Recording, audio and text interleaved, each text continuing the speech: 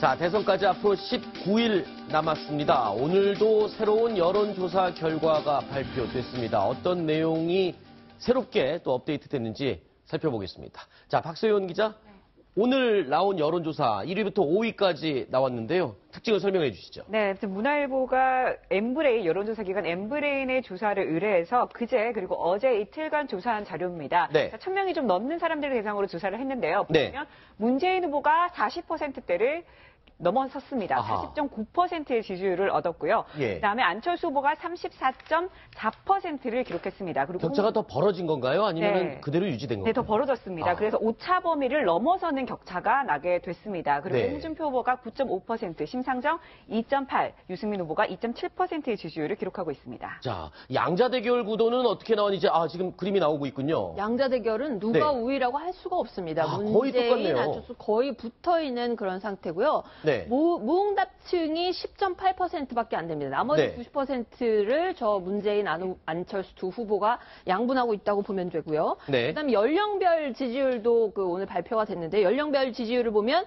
녹색 막대 그래프와 파란색 막대 그래프가 정확하게 반대로 가고 있습니다. 그러네요. 그렇죠? 저 19에서 29세, 30대에서 굉장히 문 후보가 높은 지지를 받고 있는 반면에 50대, 60대 좀 연령층이 높아질수록 안철수 후보에 대한 지지도가 높아지는 것을 확인할 수 있습니다. 네, 그리고 또 중요한 게 지금 지지하는 후보를 실제로 투표날 가서 뽑느냐, 이게 굉장히 중요한 요소가 되겠죠. 그 결과도 나왔죠? 그렇습니다. 지금 마음에 두고 있는 후보를 계속 지지하겠다는 72.8%, 바꿀 수 있다는 26.7%가 나왔습니다. 네. 근데 이게 이제 재밌는 것이 연령이 높아질수록 네. 바꾸지 않겠다라는 확률이 높아질 겁니다. 이 그래프군요. 그렇습니다. 연령이 높아질수록 바꾸지 바꾸지 않겠다라는 비율이 높아지고요. 네. 젊을수록 바꿀 어떻게 수 될지 있다. 모르겠다. 그러니까 지금 이제 20대들이 도대체 마음이 뭐냐. 네. 당신들이 우리한테 확실한 걸 좀 보여달라. 이런 네. 거냐. 아마 지금 후보들은 저 19세에서 29세, 이른바 20대 표심을 잡기 위해서 상당히 애를 쓸 것 같고요. 그렇군요. 그리고 또 하나는 지금 보니까 지지율이 낮은 후보들의 당연히 어떻게 보면 당연히 후보가 바뀔 수 있다라고 생각을 할 것 같습니다. 재밌는 건 홍준표 후보인데요. 네. 사실 홍준표 후보가 다자 대결에서 10%를 넘긴 적이 별로 없습니다. 그렇죠. 그런데도 홍준표 후보를 계속 찍겠다는 사람이 75%를 기록하고 있다는 것은 이미 어떻게 보면 보수의 어떤 일정한 층이 대단히 간단하게 네. 홍준표 후보를 지지하고 있다. 이렇게 해석이 가능할 것 같습니다. 네. 일단은 유승민 후보와 심상정 후보를 지지하는 분들의 경우에는 어떻게 될지 모르기 때문에 마음이 아직은 흔들리고 충성도가 조금 낮아진 상태다 이렇게 봐야 되는 거군요. 어떻게 보면 유승민, 심상정 후보의 그 후보 개인으로 볼 때는 정말 마음에 든다. 그런데 정말 당선 가능성은 낮다. 네. 내가 계속 지지하는 것이 과연 내 표를 사표로 만들지 않을 수 있는 확률이 얼마나 될까 고민을 네. 많이 하실 거예요. 네. 그렇기 때문에 심정적으로나 인간적으로나 능력이나 역량으로 볼 때 내가 볼 땐 저 후보가 맞다고 생각을 하지만 그러나 당선 가능성은 너무 낮다. 나는 어떻게 해야 되느냐. 네. 이런 고민을 빠져 있는 분들이 저 유승민, 심상정 후보를 지지하고 있는 것 같습니다. 그렇군요. 그리고 또 이번 대선에서요, 여러 가지 중요한 요소가 많겠지만 특히 이 투표율에 관심이 굉장히 높아지고 있습니다. 투표율, 어느 정도 투표율이 나올지도 예상하는 설문조사 결과 나왔죠? 설명해 주시죠. 그렇습니다.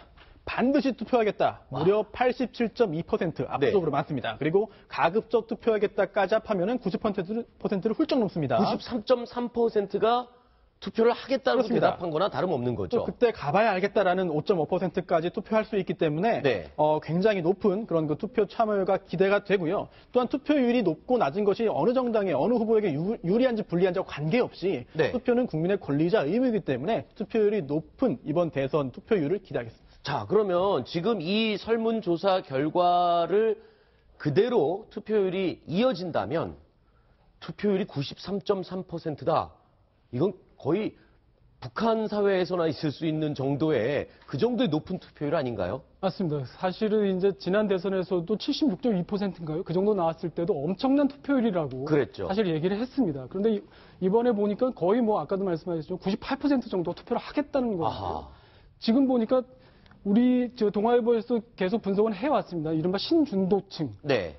기존의 선거처럼 보수와 진보, 좌와 우가 맞대결을 벌이는 양상이 아니라 보수가 사라져버린 지금 상황에서 결국은 기존의 442라고 얘기를 합니다. 보수 40, 진보 40, 그리고 중도층이 20인데 지금은 중도층이 더 커져버린 거예요. 근데 네. 그 중도층들이 투표를 하겠다고 더 커져버린 상황입니다. 네. 그렇기 때문에 투표율은 아마 80%를 넘을 수도 있지 않을까. 아, 그렇게 그러면 역대 최고의 역대 아마 최고일 투표율이 겁니다. 나올 수도 있겠군요. 물론 이제 그 80년 이전에 그 통일주체 국민회의에서 뽑았던 간선이었을 때는 물론 뭐 90%를 네네. 넘었지만 직선제 1987년 이후에 대통령 직선제 이후에 80% 투표율이라는 것은 아마 꿈의 투표율이었을 겁니다. 네. 근데 지금 가능할 수도 있다는 전망이 나오는 거죠. 네.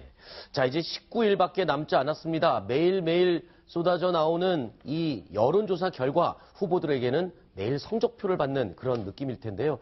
자, 19일 후면은 진짜 성적표가 나오게 되겠죠. 기다려 보겠습니다.